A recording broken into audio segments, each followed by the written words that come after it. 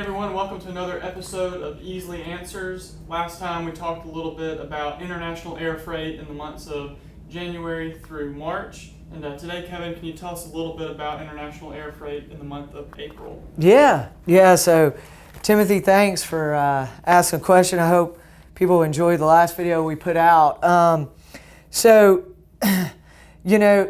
you look at what happened over the first part of this year, we had this major disruption of the coronavirus in economies all over the world.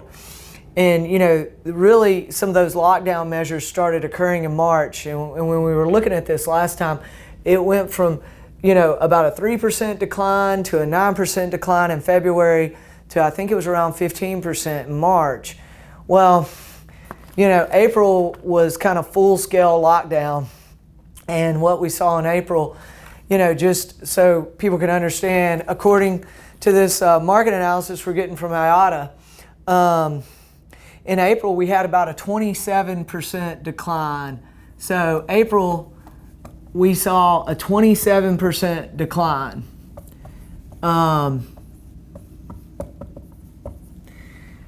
then, if we look at this, this is just crazy. It's pretty historic to see this kind of decline, and then just the level of what we've seen month after month, and just trying to understand when this will stop. So what contributed to this 27% decline primarily? There's about 3 different factors that primarily contributed to this, other than obviously the COVID and the lockdown measures. But just starting off with that, you've got number one, which is obviously that you've got COVID hitting. And as COVID hits fully, we have these full lockdown measures going on, and then what we see is just tremendous fall off in manufacturing. So manufacturing decline, which is obviously, if things aren't being made on a supply side, a manufacturing side, then they're not getting shipped. On the manufacturing side, it was the air freight saw the biggest decline in U.S. history, or in international freight history, as far as what we know, at least from around 1990, and they started keeping some of the global statistics on this. So I think the next largest decline was around 23%. But this is pretty unheard of that we had a 27% decline. You had the lockdown going on, you had everybody staying at home. Corporations, corporate America, people were asking people to work remotely. A lot of industries were severely affected, like the travel industries, the restaurant industry.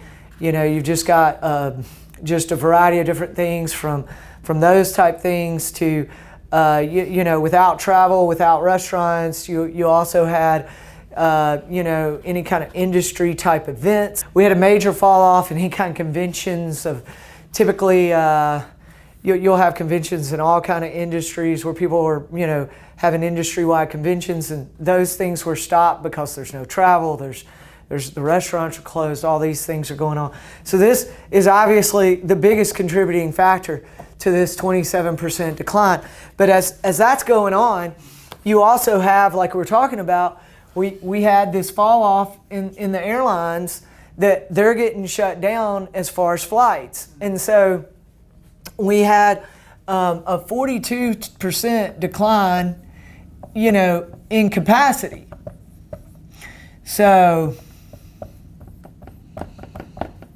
there was just a significant fall off in capacity.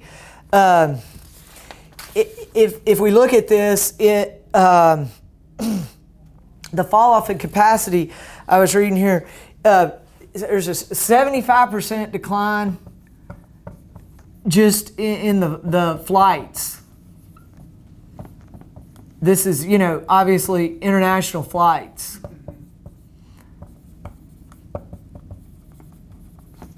You got a 75% decline right there. So, when those flights are taken out, then there's going to be a significant capacity fall off. Because of that capacity fall off, what happened too is the belly capacity fell, because of these passenger flights that fell off, the 75% here, when that belly capacity fell offline, we had to, there was actually a need for air freight capacity through freighting. And so there was a 15% uptick in freighters.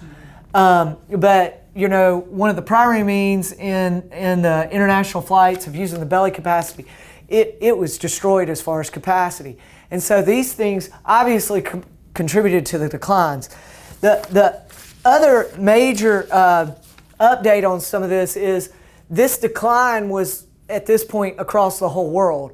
So last time when we were looking at this had not affected the continent of Africa, which was the only continent that hadn't experienced declines. But by the time of April, it was in full decline across all regions. So every region was declining. You know, you've got Europe, Asia, Africa, North America, Latin America, South America. The biggest declines occurred in Latin America. Latin America had some stricter policies and things that went in place. So you had, you know, in North America, we had, we were a little more resilient than the Latin American market. The Latin American market had the biggest declines, and the North American market was the most resilient. So Latin America was down the worst, and North America actually held fairly stable compared to the rest of the world, which it was down about 20. Latin America was down, I think, around 60%. So you had these major differences between regions of the world based back on to the idea of policies, freighters compared to international flights.